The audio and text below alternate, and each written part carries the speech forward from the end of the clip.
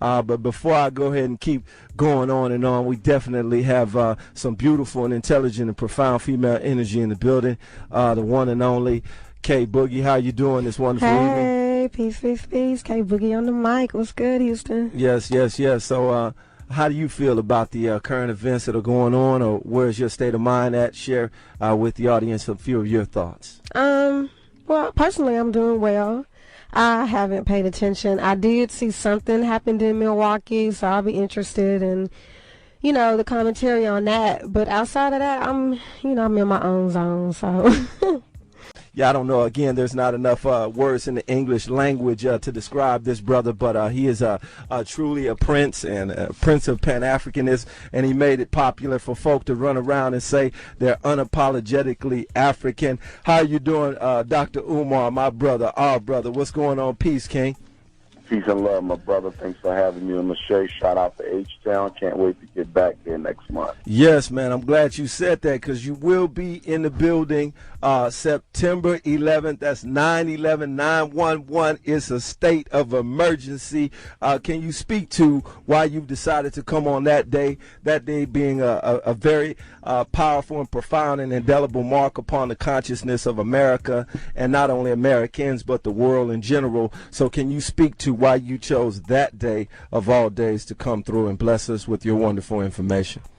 Well, without question, because I believe Black America right now is in a state of emergency. A 911 phone call is what we need to make to ourselves, to galvanize and rally ourselves around the fact that America is trying to exterminate the African, and we have to do something to, prevent that. So I felt that while America is celebrating its 911, that we need to be busy planning about our 911 because we're in a state of emergency right now, and I just felt the date was really symbolic of what it is we're going through and what we need to be doing as a people. Man, that's excellent and very well said. Having said the things that you mentioned, Atamra, I know you constantly get on Melanated and Illuminated and talk about some of the things that Dr. Umar mentioned. Yeah. Can you speak to, as a younger individual, as a part of the millennials, what Dr. Umar is talking about, that emergency and how important and how imperative it is for our people to be in the streets, be in the struggle, be moving the movement forward?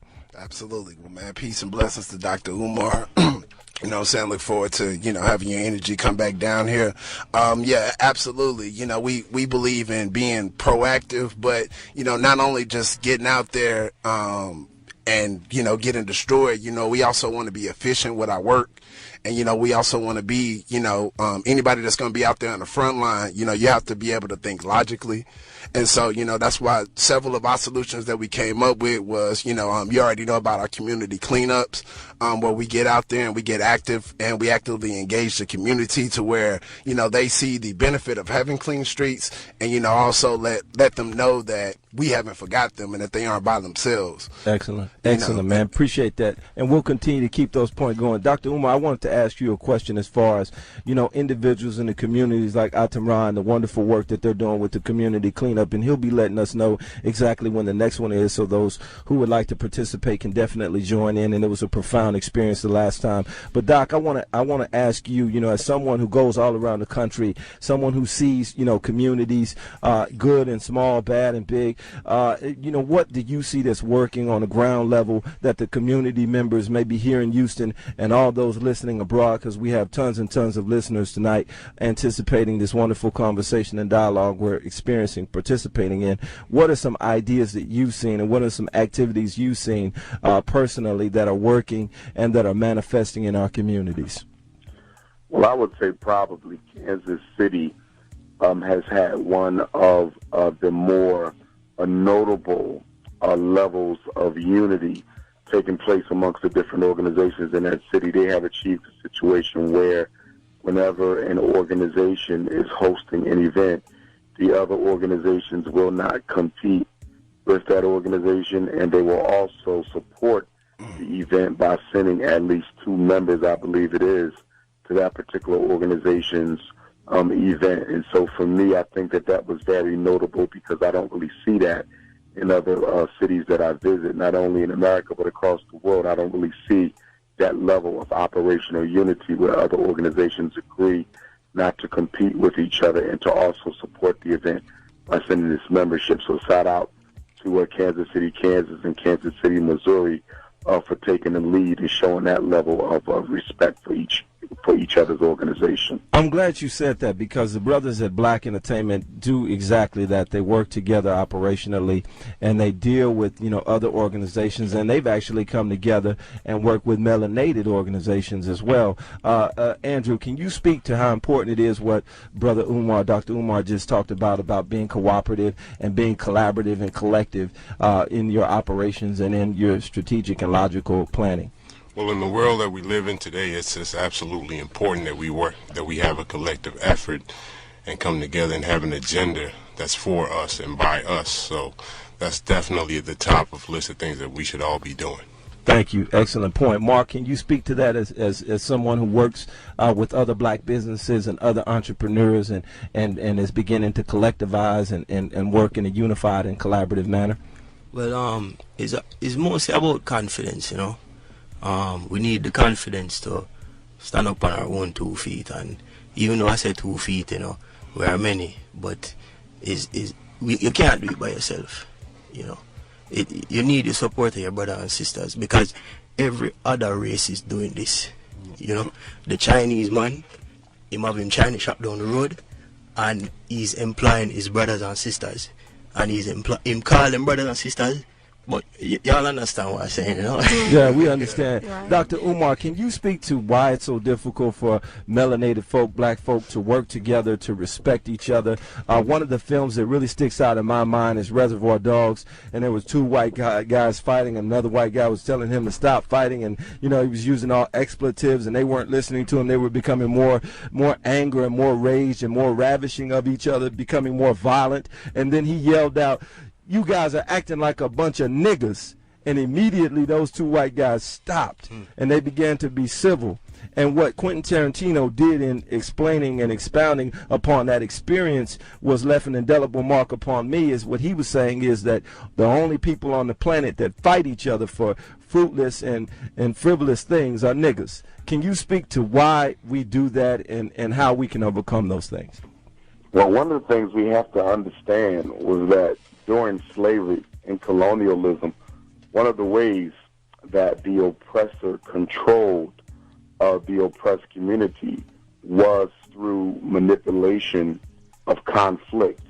And of course, in the United States, we had meritorious manumission, where you could become free by snitching out and working against freedom fighters in their various initiatives. So an entire culture was created and cultivated during slavery by the white man that sought to put black people at odds with each other. When slavery ended, when colonialism ended, those types of habits were already well inculcated within us, and we continue to practice them long after the peculiar institution was over. So we have to recognize that a lot of these infighting behaviors, these self-defeating behaviors, are things that were introduced into the community as a means of keeping us at odds with each other, as opposed to working together against a common enemy. And we have not been able to stamp them out because we haven't identified their source. That's real. Doc, he mentioned something about self-hate. I know, when you come on 9/11, you're going to be talking about, the emergency that we're in and the things that we're suffering from. Do you think the self-hate is a critical part of that suffering, or is it a symptom of the suffering? It's a part of the suffering.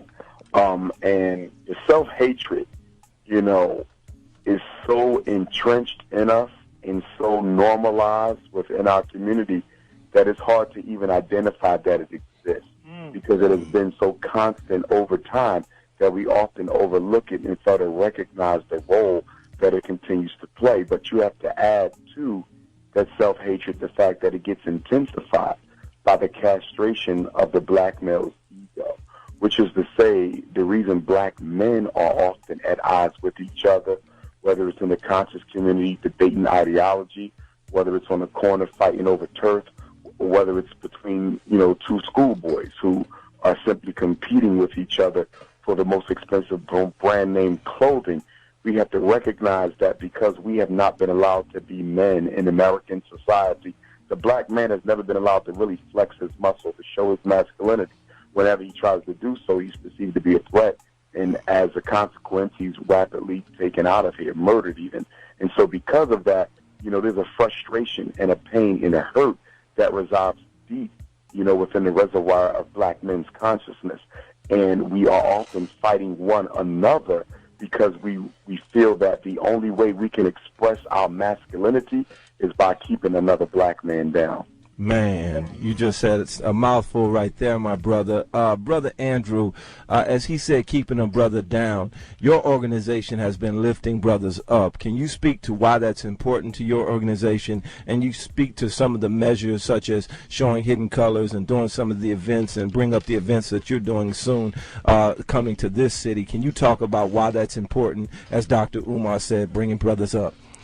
Well, we realize that it's important because we notice and we see that we're in a state of emergency when it comes to black people globally.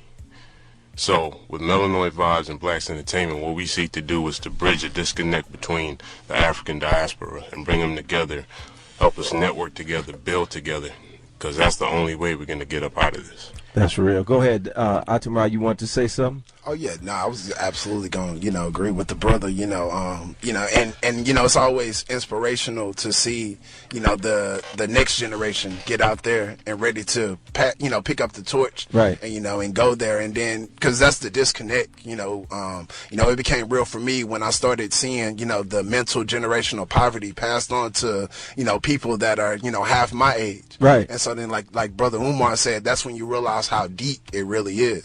That's real. Brother Mark, being from, the islands, as we can tell from that wonderful and beautiful accent of yours, can you speak to the disconnect and the self-hate that might exist even in the islands, and also that might exist amongst those from the continent of Africa and those Africans living in the continent of America? Is that something that's a part of the reality and the experience that you can speak to? Yes, very much is no different. It's like, for example, in Jamaica, you have people with beautiful black skin bleaching them face. You have like Vibes Cartel, just the epitome. You're already famous. You have your money. Why are you bleaching? That is how deep the self-hate is ingrained. So and we have to do something about it, man, because it.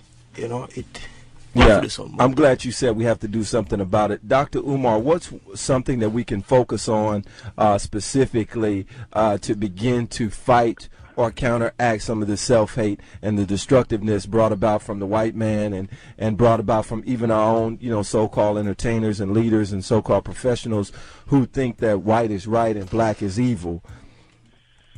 Certainly. Well, number one, we have to recognize that most of our behaviors are being piloted by remote control. A lot of this is habituated behavior. We're doing it without even giving much conscious thought as to why we do it. And that's because it has been so intergenerationally ingrained in our psyche that we're doing things that doesn't even make any sense without us even questioning why we do it. And the way you break habit is by teaching our children how to behave in a correct way before these negativistic patterns take root in their subconscious. And so the best way to get rid of any type of maladaptive behavior is to make sure that the next generation does not practice it. See, we have to realize that when our children are born, they're not born with this information already encoded in them. They're not born as a self-hating child. They're not born worshiping materialism. They're not born loving America. They are taught that through their parents and through their community. And yes, it's also taught in school, it's taught in the media, but as a community, we play a very significant role in repeating the American nigger factory. And we have to recognize that we are the ones that are constantly recreating more slaves for Master's plantation. Wow, you said the American, you just dropped a powerful idiom. Can you kind of go into the niggerization process And many of us would say, "Oh, Dr. Umar, I mean, come on now, man. You know, we've been free. You know, the Emancipation Proclamation happened in 1863. You know, Dr. Martin Luther King, you know, they marched in the 60s and they protest. And, you know, we got the Brown versus Board of Education desegregation. We got Michael Jordan, white kids saying they want to be like Mike. How is this niggerization process still occurring when we have all of these individuals, even President Obama, you know, in the White House, a black man?" Well, here's the thing. Laws on paper are not necessarily laws in practice. And one of the biggest mistakes that we have made as a people is that we treat a law as such because it actually exists on paper, as opposed to evaluating the law based on whether or not it's actually being put in practice. And so, you know, we also got to realize that oppression operates to the extent that you are dependent upon its institutions. White supremacy can only affect black people to the extent that you are dependent upon its institutions. So, for example, if you don't have a hospital of your own, you have to go to white folks' hospital. You don't have a school of your own, you have to go to the schools that white people operate. So we got to realize that we actually subject ourselves to the carnage of white racism and supremacy because we do not have our own community infrastructure. First of all, freedom. The most fundamental precept of freedom is the ability to operate freely from your oppressor. You cannot be free still living in the oppressor's territory. You cannot be free still being dependent upon the oppressor's institutions. The first of all freedoms is the freedom to operate free of your oppressor, and we do not have that. We have very little wealth. We are still operating on 1% of all the wealth in this country, which has been held steady since 1865. 150 years, and black people's ownership of the wealth of this country hasn't even moved a single percentage point. So when you are free, what exactly are you free to do when you really don't own anything through which you can operate freely? Wow. So basically what you're saying is that freedom is not a word. It's not something that, you know, is esoteric or abstract. It's really how you're able to self-determine and able to manifest your own destiny and not depend on others for the necessities of your existence and survival. Absolutely. Now, having said that, my brother, and I appreciate you, I want to go back to a point that you made earlier about, you know, the education process. Many of us in this city, over 51% work in a school environment or courtesy of the school district. That's one of the highest employers in the city of Houston, believe it or not, followed by the medical center. So education and healthcare supposedly are the most essential things that are employing folk in this city. And I find it quite interesting that there are so many sick folk in Houston as well as so many miseducated people. And I think it goes back to that niggerization process that you mentioned earlier in your talk. Can you speak to why the school system specifically has turned into a place in which is now a pipeline for prison, and now prisoners are exploding from black and brown communities? Almost 60 to 61% of the prison population is black and Latino. Without question. Well, firstly, education in America was started to produce a better educated low-wage earner for the corporations. Education was never about sending anyone to college. It was never about sending anyone to trade school or even, you know, sending them to start their own business. Education was all about enslavement to the corporations, making sure the workers could do basic reading, basic math, and basic writing so that their labor could be more effectively exploited by the capitalist engine. And so public school was created because there was a need for that low-wage earning person to have a basic minimum skill education. Now today we're in a situation where black people's labor is no longer necessary in order for America to operate. And that's a very significant thing given the fact that many of our ancestors were born here because their labor was very much needed. You know, slavery was very much necessary for the birth of American capitalism and economic elitism. And now the same people who were brought here to make America are no longer needed to maintain America. So what do you do when the people who are brought here to make America are no longer needed to maintain America? You automatically embark upon a systematic process of genocide and extermination. And that's where abortion comes in. That's where Ebola comes in. That's where the LBGT movement comes in. That's where police genocide comes in. Black-on-black crime comes in. And, of course, mass incarceration comes in as well. And so we got to recognize that everything that is being done to black people in America now is not being done to oppress you. It's being done to get rid of you. Wow. So what you're saying is genocide of sorts or racial cleansing. Oh, without question, ethnic cleansing on a whole nother level. And it's very difficult for black people to speak out about this and have anything politically done or legally done on an international scale, because many of us are still very much wedded to the idea of being African American. We are still pretty much American loyalists. Even with all the killings that's been going on in America, black people were still out there celebrating July the 4th, 1776.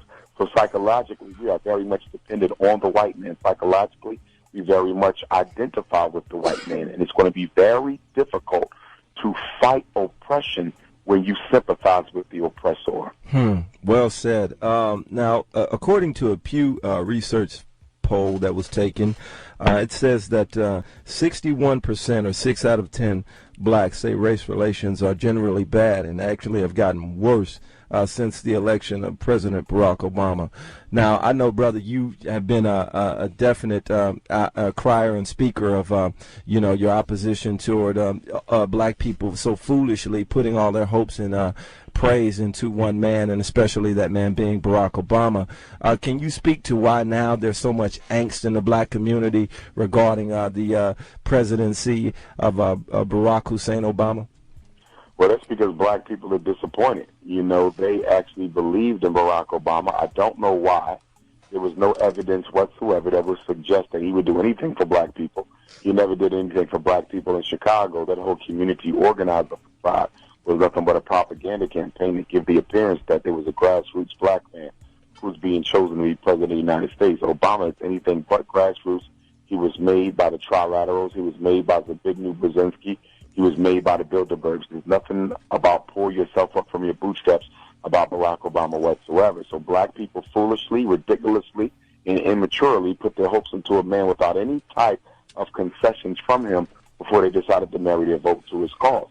And so now, 8 years later, they have come for a circle to only recognize that that change that Obama talked about so much in his first presidential campaign bid was actually a change from better to worse. Black people assumed that when Obama said he was going to bring change that we could believe in, they thought he was talking about, eradicating racism. They didn't realize that the change that Obama said you can believe in was actually a change for white people to put black people in chains back into a state of oppression that almost resembles slavery. And when I go back to the early Obama campaign administration, I think I might have been the only scholar in the country who publicly felt or stated on several occasions that by the time President Obama get out of office, black people will be in a position that is almost worse than anything we've seen since the Civil Rights Movement and beyond.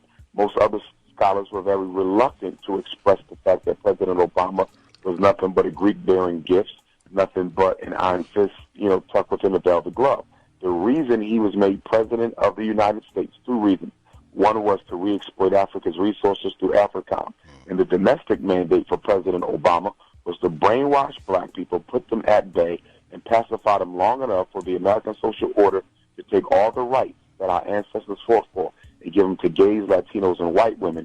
So by the time Obama gets out of office, black people will be totally stripped of any type of civil protection whatsoever. Wow. Now, to mention some of the points that you said, black wealth when Obama took office was around $11,000. At this present point, it has decimated or shrank to $5,600. So you are making a very cogent and very succinct point that black wealth and black families have been just devastated. One of the things that one of the proponents of Obama would say is, well, the Republicans came came together in '08 and said they would block him in everything he was doing, and they would, stand against all his measures. And what do you say to those folk that say he's just one black man in a house full of white folks, and they hate his gut, and they make it known, and they stop everything he's trying to do? If white people hated Obama, he would have never been made president. Do you realize that President Obama's campaign is the most highly financed presidential campaign in American history? He spent $1 billion on his campaign to become president of the United States. No other president in history has ever been given that much money to get elected. Why did white people give a black man more campaign finance than any other president in history? It's because they knew that they could use him, they knew that they could control him, and they knew that he was loyal to the American social orders agenda. Obama is, although he's biologically black, he is psychologically white. He's not the least bit concerned about what happens to black folks. I mean, look at him. He has went out of his way to break his neck for gays. He has went out of his way to break his neck for Latinos. He has went out of his way to break his neck for illegal immigrants. He's breaking his neck for women. But what has he done for black people? Absolutely nothing. He even had a chance to put the first black woman in the Supreme Court. We've never had a black woman in the United States Supreme Court. And as you know, the black woman is the symbol for justice in many African cultures. Mm-hmm. Why would you not inaugurate the first black woman to the Supreme Court? And instead, he chose a white guy. So there's been ample times that Obama could have done small things to help black folks and haven't done that. President Obama could have exonerated the Honorable Marcus Messiah Garvey from the false charges that were leveled against him by the United States Justice Department. A petition was sent to President Obama during his first administration as president, and President Barack Obama refused to sign. All he had to do was sign his name to exonerate Marcus Garvey from the unfair and untrue charges that was levied against him. He refused to do it. Barack Obama has spoken out against reparations. Barack Obama has spoken out against so much that could have truly benefited black folks. So the question is, why would he not, even with the stroke of a pen, do small little simple measures to show that he has some sort of loyalty to black folks? He's not interested. He's a white man. Brother Mark, you said, I heard some amens from the choir. Being from Jamaica, can you speak to the profundity and, the profoundness that represents Marcus Garvey and his legacy even in Jamaica today? Well, to be honest, Marcus Garvey's legacy is more celebrated in the United States than in Jamaica. What? Yes, it's true. It's just because this is where Marcus Garvey formed his legacy. When he came to America, he basically came with nothing, and he built the organization from the ground up. So I just have to say that. Yeah, so even still, just the fact that this black man was able to mobilize more Africans than pretty much anywhere in the world, that's not recognized in his home country of Jamaica. No, because, all right, example, Burning Spear song. Mm-hmm. Nobody remember with Marcus Garvey. That is the reason why he did that song, And just to expand on that, when Obama came to Jamaica, the same question was put forward about exonerating the great man's name. And him just, box it to the side to where even Chronics had some remarks to say about it.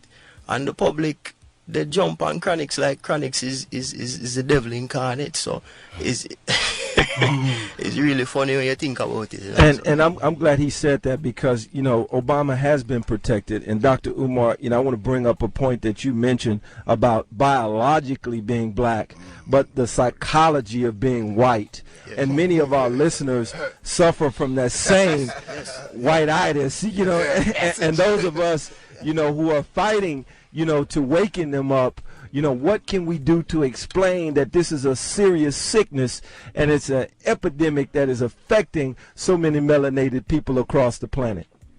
Well, first of all, we got to recognize that the traumatized mind does not respond to logic. Because trauma is illogical. And African people, we are traumatized people. And one thing we know about traumatized people is that they cannot see their reality as it is. One of the basic tenets of psychological illness is detachment from reality. And that is why, that helps explain why black people cannot adjust or adapt to their reality because they're traumatized. And central to that traumatization is a love and a desire to be accepted by white people. The number one pursuit of black people in America is to be accepted by white people. And most of what we do is motivated by the fact that we want to imitate, okay, and join our oppressors. Many of us go to college just so we can afford a house next to white people. Many of us go into professional sports just so we can marry a white woman. I mean, look at how much of our behavior is motivated by nothing other than being accepted by our oppressors. Man, you just said a ton right there. Atamra, you were dancing in the chair. You were like, finally somebody understands what I've been going through. Absolutely. Can you speak to being in this society and dealing with the struggles that our people have with what Dr. Umar just mentioned? Yeah. You know, can you speak to that on a ground level to give some inspiration to those brothers and sisters who many times, you know, will just come into the knowledge or waking up and then they'll go to awaken their family and they're finding out that they're shunned, criticized, and ostracized. Right. I just had to take that all in because that was quite profound, my brother. On the line, we now have joining us Sister Crystal with the new Black Panther Party, and she's going to give us an update about what's transpiring and happening in Louisiana, because we have many of our people, as Dr. Umar said, about trauma experiencing that right now. So we need to get an update as well as information about what's transpiring and what's going on so we can get out there and help on whatever level, whatever capacity we can provide. Sister Crystal, how are you doing? I'm doing fine, and thank you so much for having me on the radio. It's definitely an honor to be on when you have such distinguished guests as Dr. Umar Johnson and the other brothers that you have on the line. No, thank you, sister. We appreciate your work, your due diligence, and how you're caring for and protecting our people. Can you give us an update about what's transpiring right now? Because we know we see the corporate media, and they're showing signs and symbols and flashes of delusions, but we want to know on the ground level what's happening to our people. Yes, sir. First and foremost, I want to quickly just ram back on what Dr. Umar and the other brothers were saying and put this in perspective. We have to realize not only are we oppressed, but we have to acknowledge the fact that we are still in bondage. We never had freedom. The 13th Amendment said we can't be slaves unless we commit a crime, and the 14th Amendment forced us into being citizens of this country. In fact, it says we are subjects to their rule. So instead of us having individuals slave owners, we have been under the rule and government of this nation that never has recognized our humanity. And I'm going to bring that full circle as to what you asked me. I've been the national chair of the New Black Panther Party since 2013. Before that, I was the local chairman in Houston since 2002.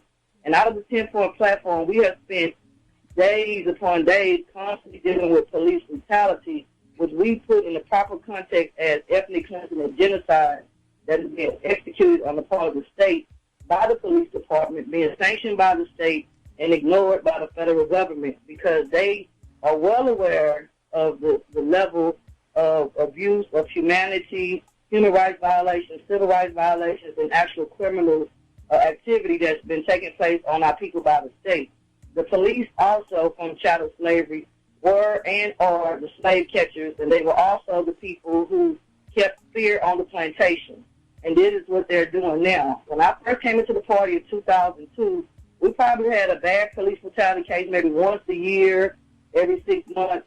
But since 2008, when Barack Obama became president, we have been inundated as an organization across the nation weekly about reports of police brutality, and not only the police brutality, but by the way that the state continues to allow these officers to get away with murder. And we purposely, and we have to elevate our language and say this is ethnic cleansing and genocide, like Dr. Umar Johnson is saying, because these are international human rights violations. And until we take this and put it in its proper context of ethnic cleansing and genocide, we are going to have to take our movement to the international human rights arena, because the state and the federal government will never do anything by us. And we're not saying that the UN will, but we're going to have to put this in the proper global context. With that being said, not only is the New Black Panther for Self-Defense very much involved with justice, but we also have, after Katrina, we found that our people currently, we don't have any, up until we created the Black Cross, we didn't have any independent entity that is set up to deal with these natural and man-made disasters that keep plaguing our people. In the Gulf region, since Katrina, we have had hurricane after hurricane. And we keep going to the Red Cross, and that's the only source on the national level that has been providing resources when our people come under tragedy. So after Katrina, and particularly a few years later when the earthquake hit Haiti, the new Black Panther Party started the Black Cross. And coincidentally, as you were talking about Marcus Garvey, we purposely chose the name the Black Cross after the legacy of the Honorable Marcus Messiah Garvey. And that is our survival and disaster relief component of the new Black Panther Party. So moving forward, last month in July, the world saw Alton Sterling being assassinated, ethnic cleansing and genocide. The government is targeting a particular race. That is us black people. We're being executed. Those of us that are not being executed are being incarcerated. It stops our population growth. With that being said, Alton Sterling was murdered publicly. We saw it on the news. We saw it on social media. The new Black Panther Party on July the 9th went down to Baton Rouge to organize a demonstration for justice for Alton Sterling. On that weekend, over 200 of us got arrested. We were arrested for simply exercising our so-called constitutional rights for freedom of assembly, freedom of speech, and some of us also had armed patrol, which was legal in the state of Louisiana, and we were arrested. There were false charges leveled on the majority of us for obstructing the highway, which we did not obstruct the highway. The police blocked the highway. But also several of us, the majority of us, were charged with inciting a riot, in which there was no riot. The police came out. They had tanks on us on July the 9th. They had state police with full gear. They had local police with full gear, and they literally attacked, chased people down, brutalized people, went into people's homes, went on the street, arrested over 200 people. Okay, so we had a lot of outcry about it. 100 cases were dropped, but still another 100 people still have charges. So we had been organizing with the people for the last few weeks that had been had their rights violated. And on Tuesday, which was 30 days from the Alton Sterling when everybody got arrested, we started organizing for a human rights assembly that we are hosting on August the 27th in Baton Rouge. 2 days later, Thursday just passed, on the 11th, a massive storm hit the Baton Rouge area, and what we had to do was switch over to the Black Cross. And what we have been doing is communicating with people on the ground. As we speak, we had a call a couple of hours ago. 60% of Baton Rouge is underwater. The waters are 7 to 8 feet high. Most of the rivers, the lakes, are starting to crest over. So what we're now doing, or having to do, is communicate and route people to shelters. We've had to done logistics to keep monitoring the highways that are open. A lot of people, as we speak, are currently stuck on some of these highways and have been stuck on I-10, I-20, I-55, and certain directions for over 48 hours now. We need to get the word out about that. Yes, the media is showing some of the rescue that is very important, but we need the state of Louisiana Road Department, the Mississippi Road Department to open up these contraflow lanes to allow people to move, because we are in a state of crisis. In addition to that, we have people who are still stuck in their houses with water that they're said is up to their chest level. And the people who have water that is 7 to 8 feet having to be bussed out. But as the days go on, we know this water is going to be rerouted and the flood level is going to continue. So we have asking people, if you're in the Houston area or in the New Orleans area or in the Lafayette area or in the Jackson, Mississippi area, we have identified those towns that are closest to Baton Rouge where we can have people bring supplies such as water, food, blankets, and pillows, non-perishable food. Thank you, sister. We love you and we appreciate your support. God bless you. God be with you. And we are going to do our part to help and assist in your endeavors. Thank you, sister. God bless. Thank you, too. Black Power. Black Power. Hey, Brother Umar, are you still there, my brother? Yes, sir. My brother, she mentioned a lot of information, and Sister Crystal really is on the front line and is a part of the movement moving our people forward. Can you speak to one of the things that she mentioned about us not having the kind of organizational and logistic structures and organizations in place to protect our people in states of emergency? Is that can't be due to a lack of funding? Because I hear folk all the time say we have 1.3 trillion dollars. That can't be because we don't have celebrities and people in positions. Because I see Negroes dancing and laughing and talking on the TV screen all the time. What is the root culprit creating that kind of situation? Well, the thing about it is, number one, black people, again, their love for white folks is so great that they don't think their masters would do anything to harm them in such a devastating way. So when you talk about disaster preparedness, most black folks will look at you and laugh because they have so much faith in their oppressor to protect them that they really don't think that something like that would ever come to pass. They really don't believe that martial law can ever take place. Remember, you're dealing with traumatized people who do not see reality as it is. They only see reality as they would hope it to be. And, of course, we also got to recognize that we're the only race on the planet that does not look out for its own best interests unless it is forced to. And so another reason why you don't see our money being organized to benefit ourselves is because black people have very little faith in black people. In fact, I'm not sure if the racism that we direct towards each other does not exceed the racism that is directed toward us by white folk. I mean, our neglect for African life and quality of existence is as bad, if not worse, than the neglect of African life by white folks. Many of us are psychologically white as well, and we also have to keep that in mind. Many of us operate from a Eurocentric consciousness that we are totally happy and contented with. That's why when you talk about black issues, you often have to talk about, black this and black that. And, why do you have to constantly remind people that they are black? Because many of our people are working as quickly as they can and as hard as they can to get away from identifying with the group. Man, that is well said, brother. We're going to see if we can we keep you on across the hour, because there's definitely some things we want to talk about as far as the event on 9/11 and as well as the school to prison pipeline. I know, brother, you're in Philadelphia and whatnot, but we'd be honored and it'd be privileged if you could stay with us across the hour. Yes, sir. Yes, sir. I think I could do another 30. We shouldn't be. Hey, man, I really appreciate that, man. That's real in the field, man. You know what I'm saying? And we got something special. Mark and Andrew, you know what I'm saying? They've been with us a couple weeks, and they definitely have been moved and motivated by the spirit of the Conscious Mindset audience and the wonderful and profound people that we bring through. So they have a special gift for the listeners, too. So they're going to drop some tickets.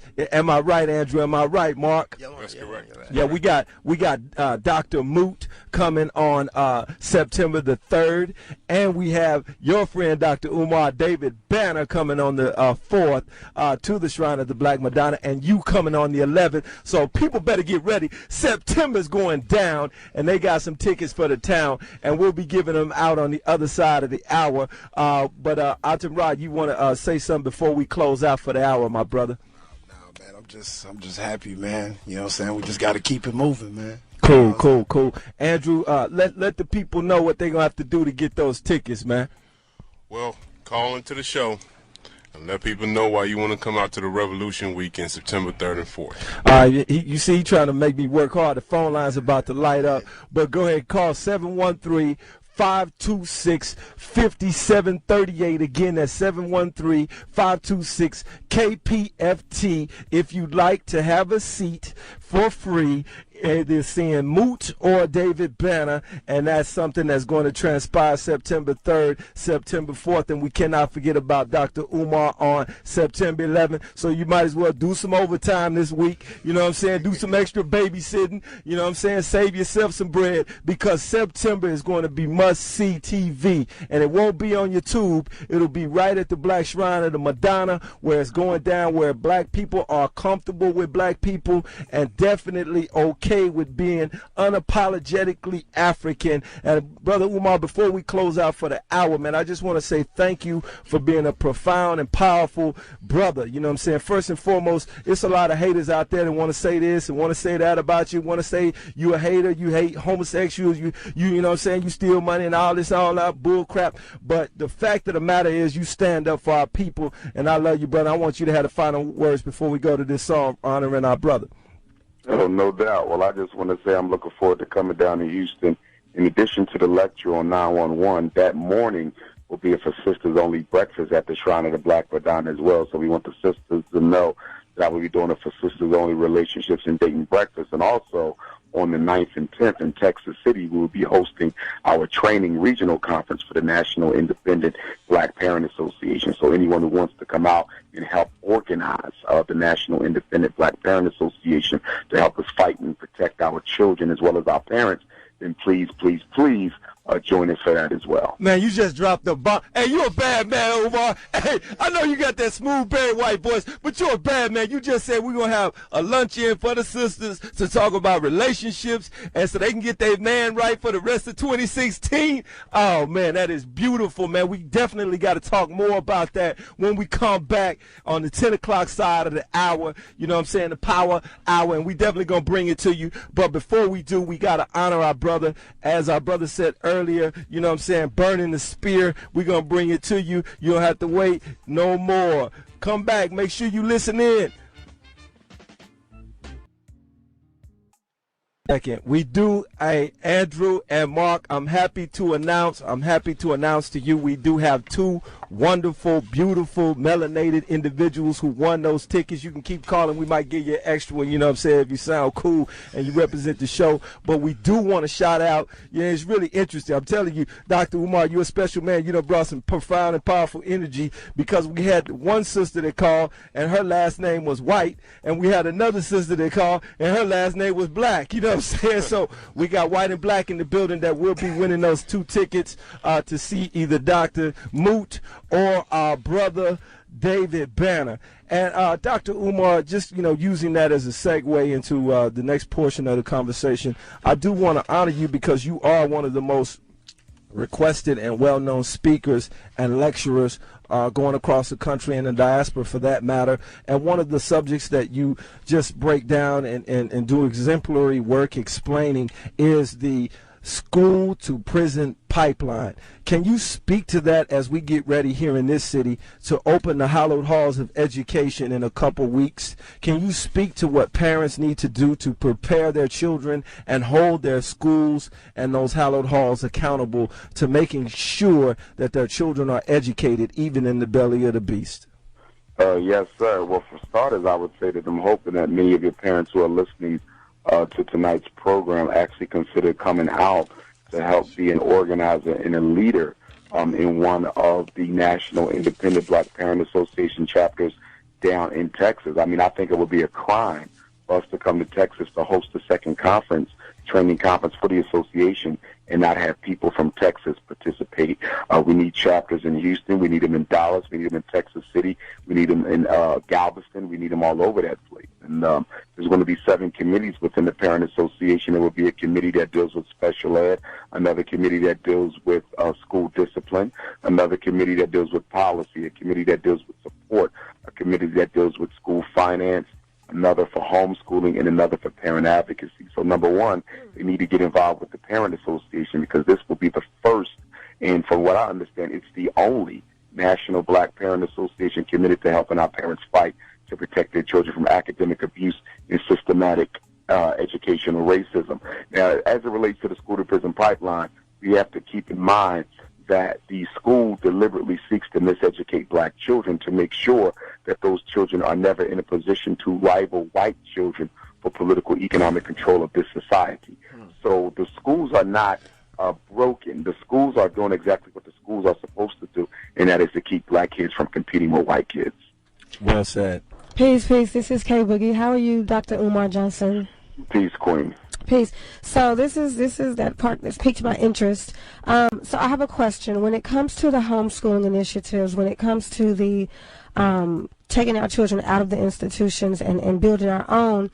I've considered it, and I've seen it happen in Houston. It hasn't lasted due to finances and, management and just people not able to maintain it. But my concern is resources. And so the one thing that the schools do offer to a certain degree, depending on what district you're in, are resources, meaning smart boards, accessibility to different, just they have resources because they have the finances for those resources.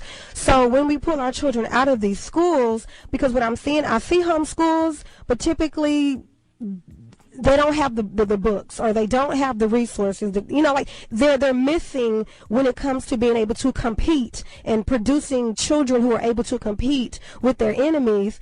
They're not producing those type of children. They have a black consciousness, but they might be lacking in academics. So how do you address that issue?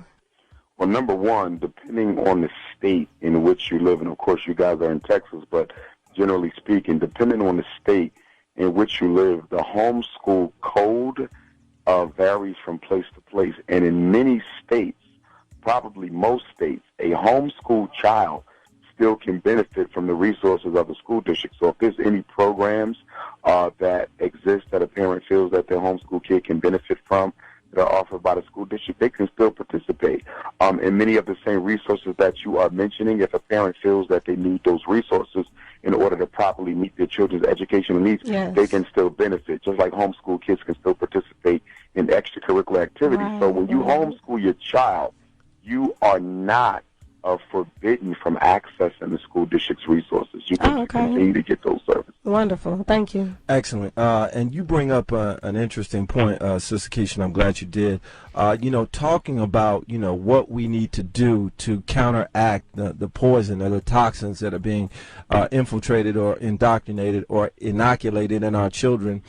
Can you speak to certain practices you've seen work to counteract the fact that, third and fourth grade reading scores are used to create prisons? And, we look at blacks and the Hispanics making up 61% of the prison population and only making 30% of the population as a whole. A Latino young man in America's schools has a 1 in 6 chance of going to prison. An African American boy has a 1 in 3 chance of going to prison. So with odds like that, parents need to be activated, not on social media talking about what's happening on, Love and Hip Hop, but really how we can move our kids, and stop this nonstop carousel into the prison industrial complex. Can you speak to some of those things that our parents must do and must begin doing if they're not doing? Well, one of the first things I would say is we have to recognize that social network is one of the greatest contributors to the school-to-prison pipeline. And I say that because our children are now spending time on the Internet that would traditionally be used studying at home, would traditionally be used for literacy development. So with the advent of social networking technology, we have black children spending less time reading. When we look at special education, 85% of special education is for reading problems. 85% of special education is for reading problems. And when you go into the average black household, you'll see that many parents do not require their children to read. Many black parents do not have a quiet hour. Many of our children don't read any books at all except those that are required of them from school. So we have to recognize that the black community is participating in the school-to-prison pipeline by not reinforcing literacy.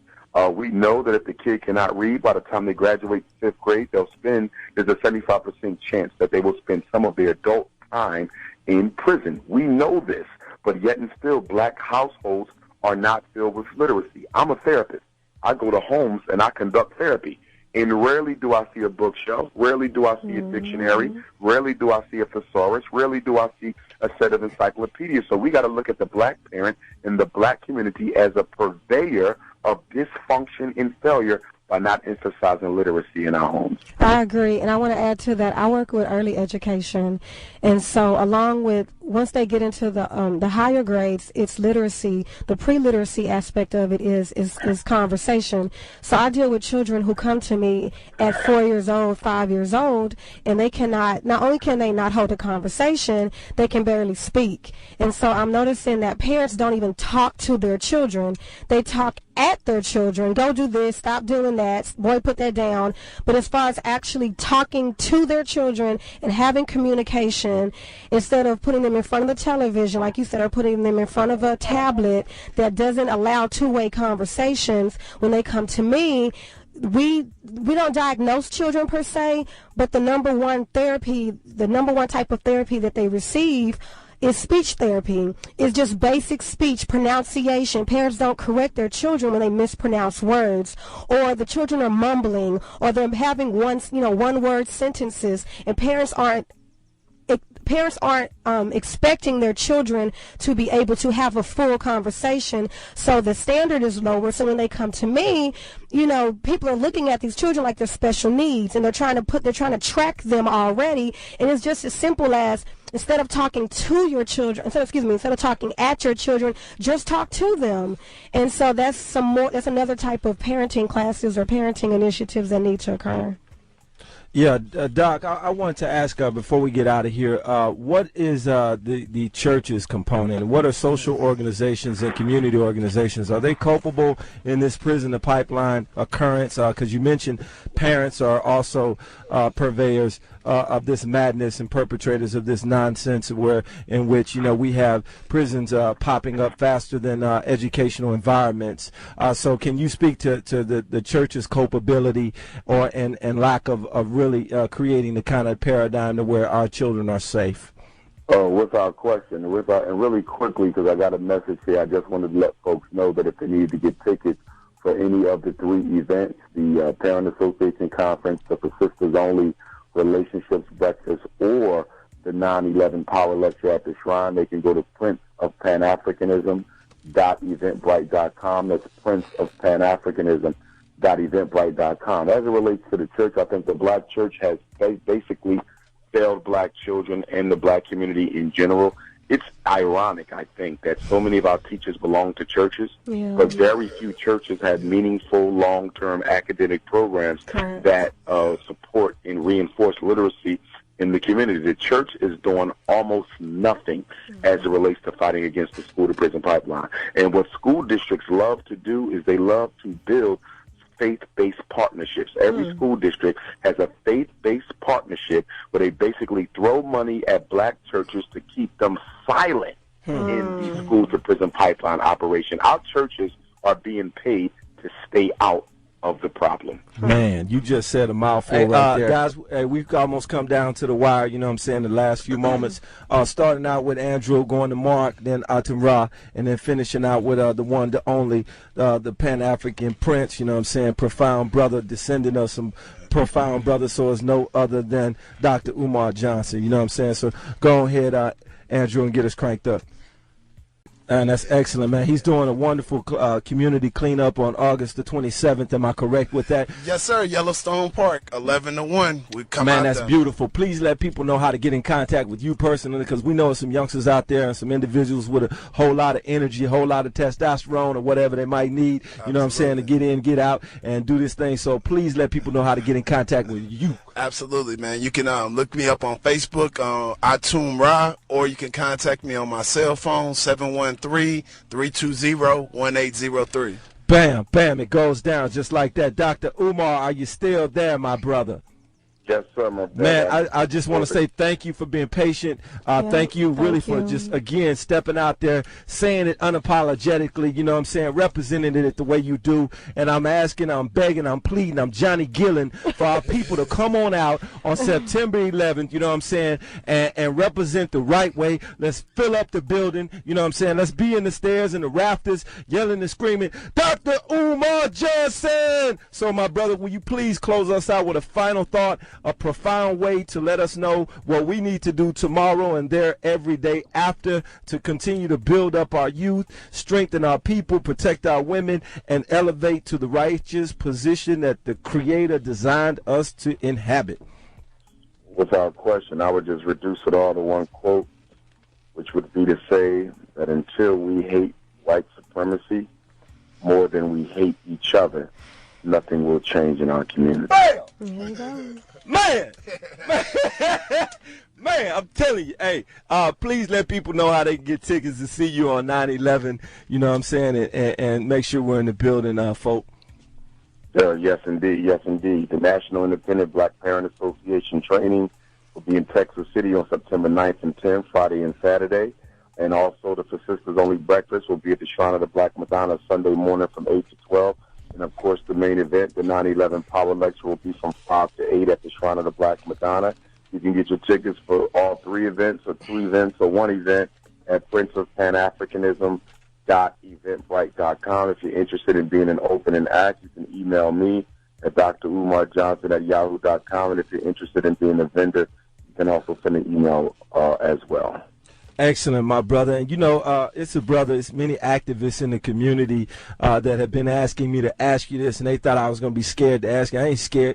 My brother, what do you say to those that say that you're homophobic or, you know what I'm saying, you're misogynistic and, you know, all the other euphemisms that they give you, my brother? What, you know, I always tell, you know what I'm saying, folk that, you know, to love black people in the state and the condition we're in, the way that brother does, I think, you know what I'm saying, we need to not only be saying Dr. Umar, you know what I'm saying, the Prince of Pan-Africanism, that brother must be the Prince of well-being and wellness, you know what I'm saying? He must have some secret serum that he's drinking on or sipping on or, you know what I'm saying, might he be smoking on, because, you know what I'm saying, to deal with our people is a full-time job, and not to, you know what I'm saying, say the negative and the hateful and the detrimental things that we do to each other, you know what I'm saying, and be positive like you and those that represent what you represent do. Man, it's quite profound. So, you know what I'm saying, before we let you go, I just want you to speak and let people know that you love your people that much, man. Oh, without question. And I think they know that. I mean, I don't think it's a coincidence. I'm the most requested black scholar in the world. It's not a coincidence, you know. So I think many people know my heart. They know my mission. They know my sincerity. They know that I'm real. I mean, when it comes to saving black children, there's few people who have done more to save our children within the school system than I have. Very few people have that type of track record for helping our parents free, you know, without cause. So I think it speaks for itself. I mean, there's always going to be detractors. But for every hater I got a million supporters. So at the end of the day, it doesn't really matter. No, it doesn't really matter, man. Appreciate you, man. None but love, man. That's the one, the only Dr. Umar Johnson.